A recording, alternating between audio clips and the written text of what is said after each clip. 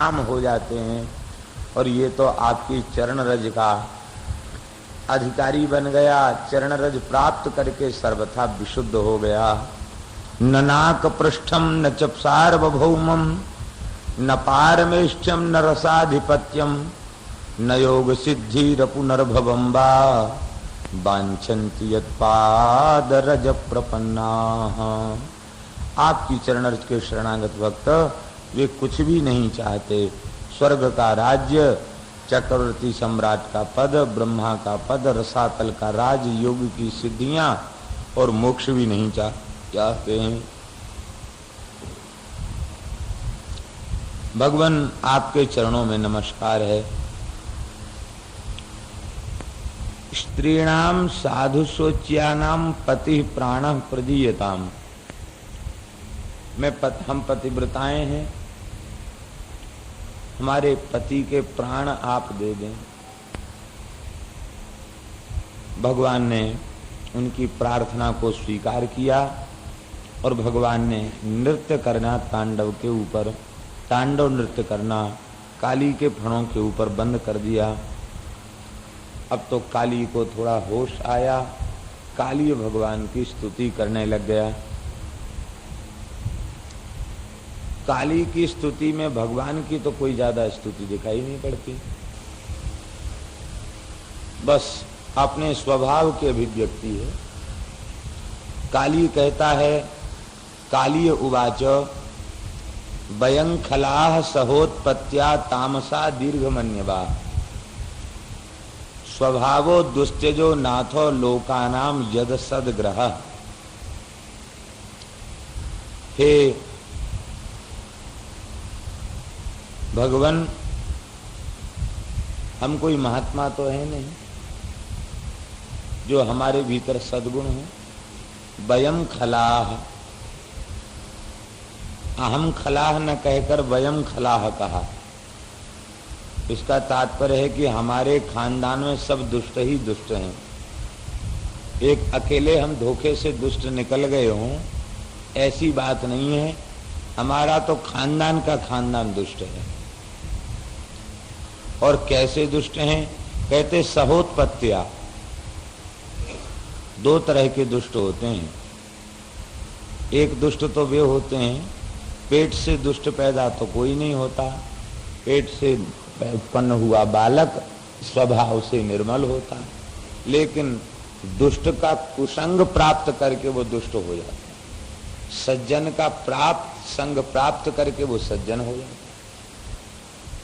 तो एक तो वे दुष्ट हैं जो दुष्ट का कुसंग प्राप्त करके दुष्ट बन गए, और एक दुष्ट वे हैं जिन्हें दुष्ट के कुसंग प्राप्त करने की जरूरत नहीं, वे तो जन्मजात दुष्ट हैं, पेट में थे तब से ही दुष्ट हैं। तो काली बोला, महाराज कुसंग में पड़ के दुष्ट बनने वाले हम दुष्ट नहीं हैं, हमारी दुष्टता आगंतुक नहीं है, हमारी दुष्टता आगंतुक नहीं है, हमारी दुष्टता तो स्वाभाविक है, जन्मजात दुष्टता है। और महाराज ये स्वभाव दुस्त्यज है, स्वभाव को त्यागना बड़ा कठिन है। स्वभावो दुस्त्यजो नाथो लोकानाम यद सदग्रह। स्वभाव दुस्त्यज है, स्वभाव को छोड़ पाना कठिन है। इसलिए एकादश में भगवान श्री कृष्ण ने उद्धव जी के पूछने पर कि शौर्य किसे कहते हैं, शौर्य की परिभाषा क्या है, तो भगवान ने कहा स्वभाव विजय शौर्यम। स्वभाव को जीत लेना, इसी का नाम है शौर्य। संतों की महिमा क्यों? वे अपनी दुष्प्रवृत्तियों के ऊपर विजय प्राप्त कर लेते हैं, अपनी दुर्वृत्ति को जीत लेते हैं, इसीलिए उन्हें महात्मा कहा जाता है। दुर्वृत्ति न जीत सकें, अपने बुरे प्रभाव को, बुरे स्वभाव को न जीत सकें, तो उसे महात्मा कौन कहेगा?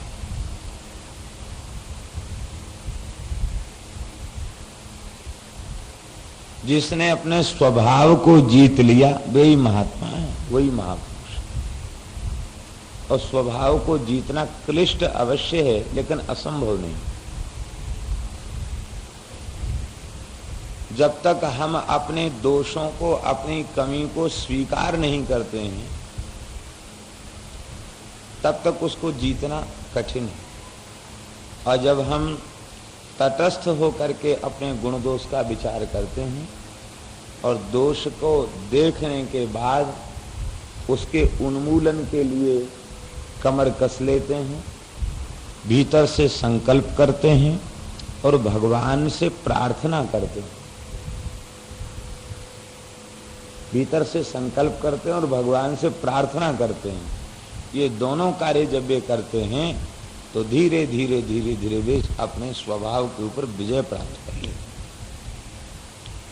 और इस शौर्य में प्रतिष्ठित जो भाग्यशाली मनुष्य हैं, उन्हीं को संत कहा जाता, उन्हीं को महात्मा कहा जाता। संत शब्द जो है वो इतना पवित्र शब्द है कि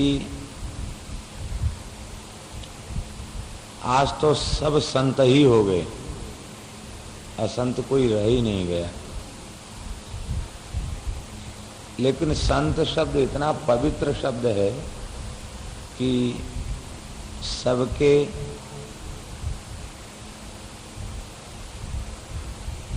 सबको संत नहीं कहा जा सकता।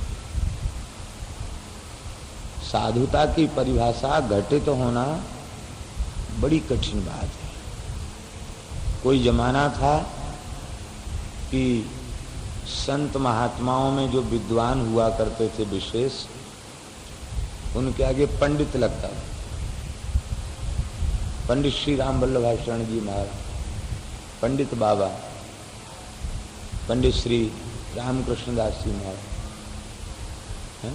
पंडित शब्द भी लगा देते, पंडित श्री अखिलेश्वर दास जी महाराज, पंडित शब्द। अब स्थिति हो गई कि अब पंडित कोई नहीं लगाता, अब तो सब संत ही लगाते हैं, सब संत ही।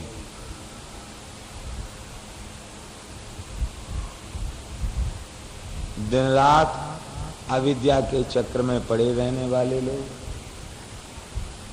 जिन्हें अपने मन और इंद्रियों के ऊपर तनिक भी संयम नहीं है, ऐसे लोग जो अपने इस मलमूत्र के भांड को ही सजाने में लगे हैं, ऐसे लोग परम पूज्य अंतरराष्ट्रीय ख्याति प्राप्त संत श्री अमुक जी महाराज, जन जन विख्यात, लोक विख्यात संत शिरोमणि, अंतरराष्ट्रीय संत,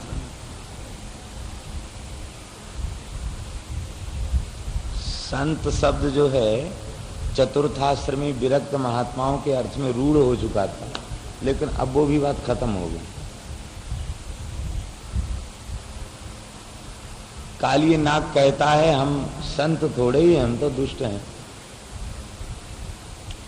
सुकरात के संबंध में एक घटना हमने पढ़ी एक पुस्तक में। कहते कि एक कोई ज्योतिषी था, वो मुखाकृति देख करके और स्वभाव को, भविष्य को, सबको बता दिया करता था, भूत भविष्य बता दिया करता था। तो एक बहुत बड़ा ज्योतिषी आया जो मुखाकृति देख करके भविष्य का कथन करता था, बताता था कि तुम कैसे हो। सुकरात के शिष्यों ने उस ज्योतिषी को सुकरात के पास पहुंचा दिया। कहा ये हमारे धर्माचार्य हैं, इनकी ओर देख करके तुम सच्ची सच्ची बात बताओ, तुम्हें उचित धन दिया जाएगा। उसने सुकरात के मुख की ओर देखा और कहा कि यह बहुत दुष्ट प्रकृति का व्यक्ति है, बड़ा ईर्ष्यालु है, चिढ़ने वाला है, किसी की बात मानने वाला नहीं है और बात बात पर बिगड़ जाने वाला है। क्या कहें, अधिक क्या कहें, दुनिया के सारे दुर्गुण इसमें। बहुत घृणित व्यक्ति है ऐसे। अब तो सुकरात के जितने साथ के लोग थे वे सब उठ के खड़े हो गए, तिलमिला उठे, क्रोध में मारने लगे उसको। सुकरात उठ के खड़े हो गए, कहा इसका स्पर्श भी मत करना, इसको बिल्कुल मत मारना। उसको उठाकर हृदय से लगाया और कहा कि यदि ये कहता कि सुकरात महात्मा है तो मैं समझ लेता कि मुंह देखी बात कर रहा है, लेकिन ये बड़ा सच्चा व्यक्ति है, इसका ज्योतिष का ज्ञान बिल्कुल सही है। हम ऐसे ही हैं, हम ऐसे ही थे। हमारी आकृति देख के, प्रकृति देख के ठीक इसने कहा। सुकरात के सत्संगियों को विश्वास नहीं हुआ, तब सुकरात ने बताया, बोले बाल्यकाल से हम सहज दुष्ट प्रकृति के थे, दुष्ट लड़कों का कुसंग मिल गया, सारे दोष हमारे भीतर आ गए, विद्यालय में मेरी शिक्षा भी संपन्न नहीं हो पाई, मुझे विद्यालय से निष्कासित कर दिया, मेरी दुष्टता से बाज आकर के घर वालों ने मुझे घर से निकाल दिया और मैं अत्यंत दुखी हो गया। पहले मेरे पिता माता ने समझाने का बड़ा प्रयत्न किया, अंत में वे सब दुखी हो गए और हमको उन्होंने त्याग दिया। मैं कई दिनों का भूखा प्यासा, हमको कोई अपने घर में खड़ा न होने दो, फटकार कर सब लोग भगा दें। एक दिन मैं कई दिन का भूखा प्यासा एक फूटे हुए खंडहर में पड़ा था और वहाँ बैठकर रो रहा था, हाय मैं बड़ा अभागा हूँ, ईश्वर ने मेरे साथ घोर अन्याय किया है, सब लोग कितनी मौज से रह रहे हैं, संसार में हमारा कोई नहीं है। बहुत देर तक रोता रहा, लेकिन मेरे ऊपर दया भी तो किसी को नहीं आती थी, क्योंकि मैं दुष्ट प्रकृति का था। अंत में रोते रोते मैं कब तक रोता, चुप हो गया और चुप होकर सोचने लग गया कि भाई जैसे हमारे हाथ पैर हैं ऐसे दूसरों के भी हैं, मन बुद्धि इंद्रिय शरीर सब कुछ दूसरों के पास भी है, लेकिन वे तो बहुत आदर प्राप्त कर रहे हैं और हमें बड़ा तिरस्कार मिले, इसका कारण क्या है? बस इस प्रश्न के उठते ही जब मैंने विचार किया तो समझ में आ गया कि मेरी दुष्ट प्रकृति ही इसका मूल कारण है।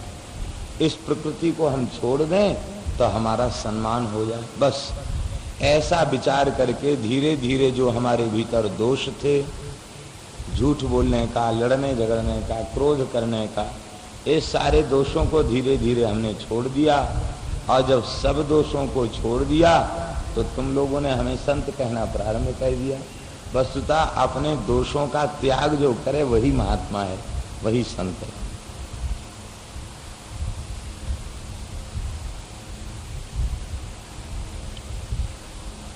एक से एक महात्मा सर्वत्र हुए हैं, केवल भारतवर्ष में ही नहीं। ये तो संतों का देश है, लेकिन प्रायः अन्य विश्व के क्षेत्रों में भी महान संत। डायोजनिस एक बहुत बड़े परमहंस कोटि के महापुरुष थे। बादशाह सिकंदर उनके पास पहुंचा तो उन्होंने सामने उनके खड़ा हो गया तो हाथ जोड़कर बोला, आपकी क्या सेवा करें? फूटे हुए एक बर्तन के हंडी के सहारे वो बैठे थे, तो उन्होंने कहा कि सामने से हट जाओ, धूप आने दो। ऐसे निष्प्रिय थे कि बादशाह से भी उन्होंने कुछ भी नहीं मांगा। ये बोला, महाराज स्वभाव को जीतना ही साधुता है और हम तो दुष्ट हैं, हमने स्वभाव को बिल्कुल भी नहीं जीता और हम स्वभाव को जीत भी नहीं सकते। इस दुष्ट स्वभाव के कारण ही जीव संस्कृति के चक्र में पड़ा है और महाराज इसमें भी हमारा दोष नहीं है, सब आपकी लीला है। बड़ा चतुर था, अपने ऊपर कुछ भी नहीं रखा, सब ठाकुर जी को सौंप दिया। बोला, महाराज आपने ही जगत की सृष्टि करने वाले हैं, त्वया सृष्टमिदं विश्वम धातर गुण विसर्जनम नाना स्वभाव वीर्यौजोर योनि बीजाशया कृति ही। तरह तरह के गुण वाले, तरह तरह के स्वभाव वाले जीवों की सृष्टि आपने ही की है। जैसे हे भगवान, कोई दुकानदार अपनी दुकान में विविध वस्तुओं को रखता है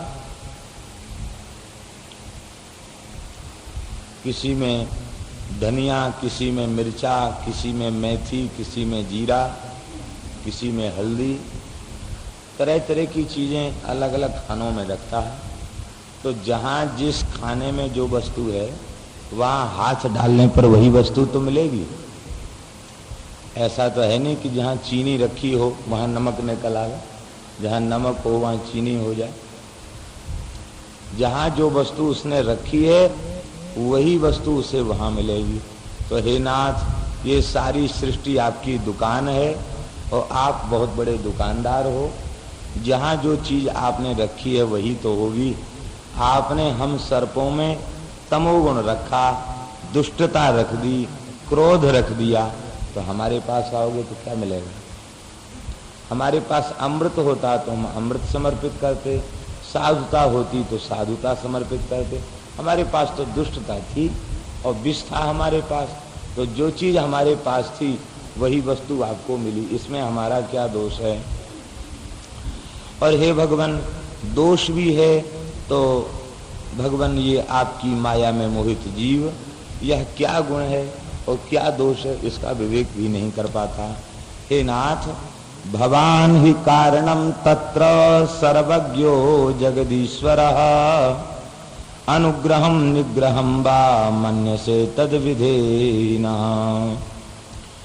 आप जगत के नाथ हैं, जगत के स्वामी हैं और हमारे स्वभाव के और इस माया के कारण भी आप ही हैं। इसलिए अब हम तो अपने ऊपर कुछ रख नहीं रहे, सब आपके ऊपर ही छोड़ते हैं। अनुग्रहम निग्रहम वा मन्यसे तद विधेहिना। अब आप चाहो तो हमें कृपा करो और चाहे तो निग्रह करो, शासन करो, बस तद विधेहिना। जो आपकी मर्जी हो सो करो, हम बस आपके हैं। जीव एक बार स्वीकार कर ले कि हम भगवान के हैं, अब भगवान जो चाहें सो करें, तो बस वह जीव कैसा भी हो, जिसने एक बार स्वीकार कर लिया कि मैं आपका हूँ, वह सारे दोषों से मुक्त होकर भगवान का हो जाता है और भगवान उसके ऊपर कृपा करते हैं। भगवान इसकी स्तुति को सुनकर के अत्यंत प्रसन्न हुए, क्योंकि इसकी स्तुति में स्वाभाविकता है। भगवान ने कहा कि देखो, हमारे तुम्हारे संवाद का जो स्मरण करेगा उसको नागों से भय नहीं होगा। अब तुम रमणक द्वीप चले जाओ। काली नाग बोला, महाराज रमणक द्वीप में पहुंचेंगे तो वहां गरुड़ की हमसे शत्रुता है, गरुड़ जी वध कर देंगे। भगवान ने कहा कि नहीं, मद भयात सुपर्णस्ताम नाद्यान मतपाद लांछितम। अब सुपर्ण श्री गरुड़ जी महाराज तुमको खाएंगे नहीं, क्योंकि मेरे चरण कमल का चिन्ह आपके मस्तक पर बन चुका है। इस कारण से वे चरण चिन्ह का दर्शन करके तुझे नमस्कार करेंगे, तेरा भक्षण नहीं करेंगे। अब तुम जल्दी से मेरी यमुना को विशुद्ध बनाते हुए यहाँ से चले जाओ। ये चला गया।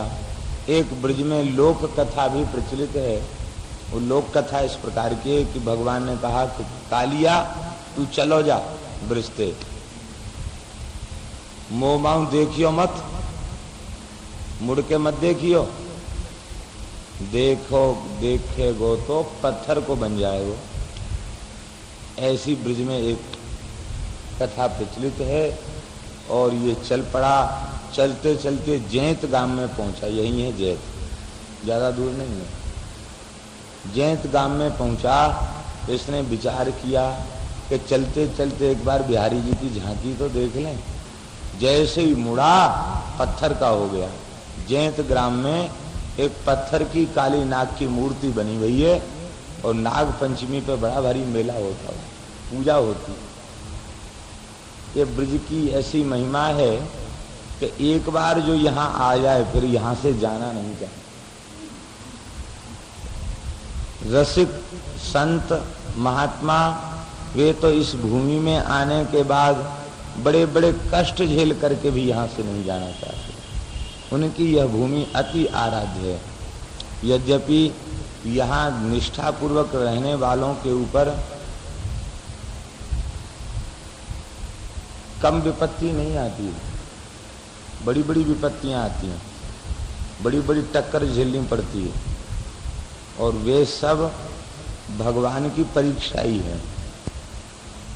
भगवान टटोलते हैं बजा बजा के, जैसे हंडी को देखते हैं लोग कहीं से फूटी तो नहीं है, ठाकुर जी ठोक ठोक के देखते हैं कि ऐसा तो नहीं ब्रजभूमि में इसकी निष्ठा है कि नहीं, किसी स्थिति में त्यागता नहीं है, बस उसे श्री जी की कृपा से यहाँ का रस प्राप्त हो जाता है। अन्यथा महाराज यहाँ के निवासियों के कारण रहना कठिन है। सबको जमने नहीं देना चाहते हैं, ये तो भगवान की दया, बस नहीं चलता क्या किया जाए, नहीं सबको निकाल बाहर करें यहाँ से।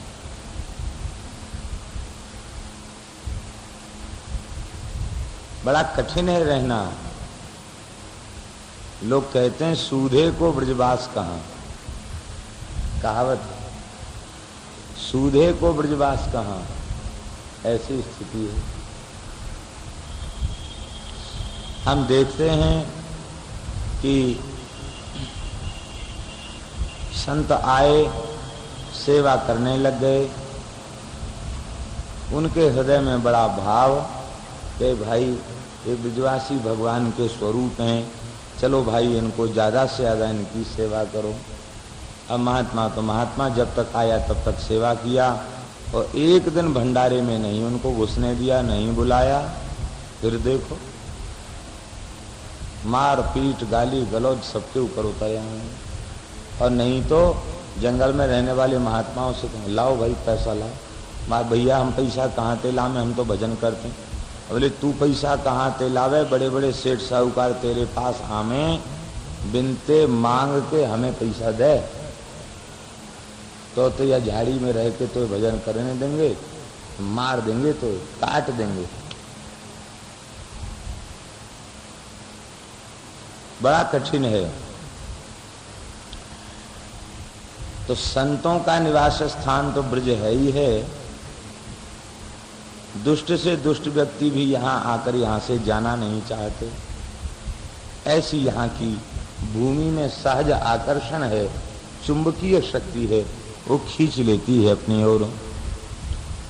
तो काली भले ही दुष्ट था, लेकिन ये जाना नहीं चाहता था। भगवान ने इसको पाषाण मूर्ति के रूप में इसको ब्रजवास प्रदान किया। भगवान दिव्य वस्त्र आभूषणों से सुसज्जित होकर यमुना के में से बाहर निकले, नंद बाबा यशोदा मैया के चरणों में प्रणाम किया। सब ब्रजवासी प्रसन्न हो गए। रात्रि को यमुना के तट पर ही सब सो गए। दिन भर रोते गाते हो गया था, रात्रि को सब तट पर ही सो गए। भयंकर दावानल आया, आग लग गई जंगल में, और उस आग को देख करके सभी व्याकुल हो गए। भगवान ने कहा कि देखो तुम बिल्कुल भी भय मत करो, मैं अग्नि का पान करता। समस्त ब्रजवासियों के देखते देखते भगवान ने अग्नि का पान कर लिया। एक दिन भगवान भांडीर वट पर गोचारण कर रहे थे। गायें चर करके विश्राम करने लगी। भगवान ने विचार किया कि चलो खेल खेल लें। दो दल हो गए, एक दाऊ जी का दल और एक श्री कृष्ण का दल। दोनों में खेल होने लग गया। खेल खेल में ये निर्णय किया गया कि जो दल हार जाएगा वो जीते हुए दल को घोड़ा बनकर अपने कंधे पर बिठाकर भांडीर बट तक लेकर दौड़ेगा। दाऊ जी का दल जीत गया, श्री कृष्ण का दल हार गया। कंस का दुष्ट राक्षस प्रलंबासुर वह श्री कृष्ण के दल में ग्वाल बनकर सम्मिलित हो गया था। इसने दाऊ जी को कंधे पर बिठाया और भांडीर बट तक तो दौड़ लगाई। भांडीर बट के आगे महाराज ये आकाश में उड़ गया। दाऊ जी विचार करने लगे कि ये कैसा चमत्कारी ग्वालिया है, आसमान में उड़ना जानता है। समझते दाऊ जी को देर नहीं लगी, ये तो दुष्ट दैत्य प्रलंबासुर है, इन दुष्टों के वध के लिए ही हमारा अवतार हुआ।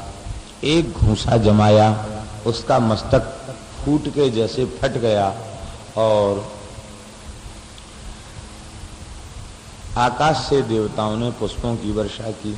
कुछ विद्वानों का कथन है कि भांडीर बट से ये लेके उड़ा और इतनी तेजी से उड़ा कि दूसरे ही क्षण ये पलवल पहुंच गया, पलवल, और पलवल में ही घूंसा जमाया दाऊ जी ने और उसका मस्तक फट गया। तो प्रलंबासुर का वधस्थल होने के कारण उस जगह का नाम पलवल हो गया। दिल्ली इधर से जाते हैं तो दिल्ली जाने में पलवल आता है, ऐसा भी कुछ लोग कहते हैं। वस्तुतः ब्रज की सीमा आज जितनी है उतनी नहीं थी, बहुत विस्तृत ब्रज था।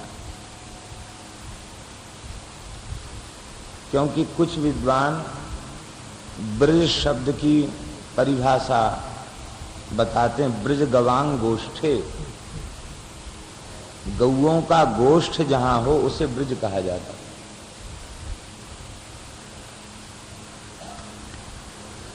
कितनी गाय हो तो उसे ब्रज कहा जाता है? तो कम से कम 1 करोड़ गोवंश जहां हो उसे ब्रज कहा जाता है। ब्रज उस गोष्ठ का नाम है जहां कम से कम 1 करोड़ गोवंश हो। यह पारिभाषिक शब्द है ब्रज शब्द, ऐसा भी विद्वानों का मत है। तो 1 करोड़ गोवंश छोटी मोटी जगह में तो आना संभव है नहीं, इसलिए ब्रज का क्षेत्र बहुत विस्तृत था। वाराह पुराण आदि देखने से ब्रज की सीमा बहुत दूर तक समझ में आती है। वाराह पुराण में मयूरवन का वर्णन है और ऐतिहासिक साक्ष्य के अनुसार मुरैना को मयूरवन कहा जाता है। मुरैना जो है मयूरवन है, वहां तक भगवान की लीलाएं, आगरा से आगे तक मुरैना तक। और आज भी ये विशेषता है कि मुरैना के गांव में, वहां के जंगलों में बहुत अधिक मोर पाए जाते हैं, बहुत अधिक मोर पाए जाते हैं, बहुत मोर, बहुत मोर। और श्री दाऊ जी महाराज का मंदिर है, कहते उनको दाऊ जी हैं, वस्तुतः वे मयूरवन बिहारी भगवान हैं। श्री बिहारी जी हैं और दाऊ जी उनको कहते हैं। कहते दाऊ जी नाम के कोई संत हुए थे, उनके लिए प्रकट हुए थे भगवान। रास मंडल बना हुआ है, कहते वहां भगवान ने रास क्रीड़ा की और बड़े भारी मेला वहां होता है, आज भी बहुत बड़ा मेला होता है। और एक मान्यता के अनुसार द्वारकाधीश 3 दिन के लिए वहां आते हैं और 3 दिन तक द्वारिका में मंदिर बंद रहता है, ऐसा भी वहां के लोग बताते हैं।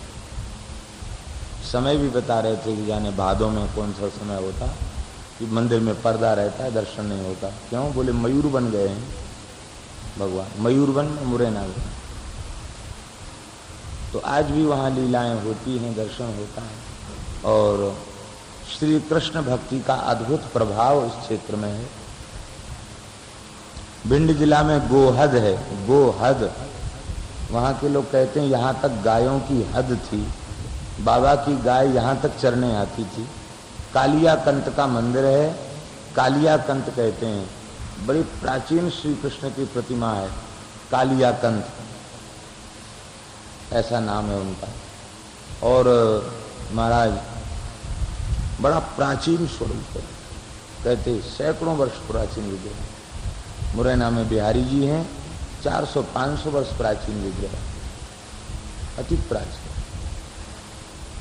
तो कहने का तात्पर्य ये है कि वस्तुतः ये सब बहुत विस्तृत ब्रज का क्षेत्र रहा है और इसे ब्रज कहते हैं। और इधर ये जो किनारा है ये सब उपब्रज है, भरतपुर तक ब्रज है, आगरा तक ब्रज है, मुरैना तक ब्रज है, अलीगढ़ तक ब्रज है।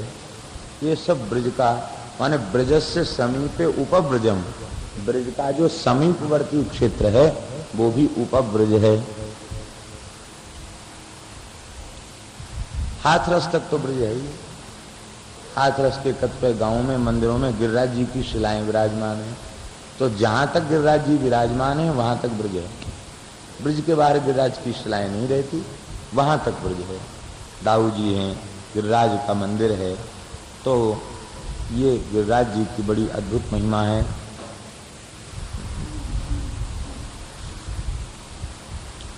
पापे प्रलंबे निहिते देवाः परम निर्वृताः अभ्यवर्षण बलम माल्ये ससंसु साधु साध्यति। प्रलंबासुर के मारे जाने के बाद देवता परमानंद में भर गए और ग्वाल बालों ने भी पुष्पों की वर्षा करके, जाऊ जी की जय जयकार करके उनका स्तवन किया। मुंजवन में भगवान गायें चराते हुए चले गए। श्री शुक उवाच अजा गावो महिष्यश्च निर्विशन्त्यो बनाद बनम इशी काटे विकीम निर्विशु क्रंदन्त्यो दावतर्षिताः। मुंजवन में भटक गए और गायें जो है वो व्याकुल हो गई।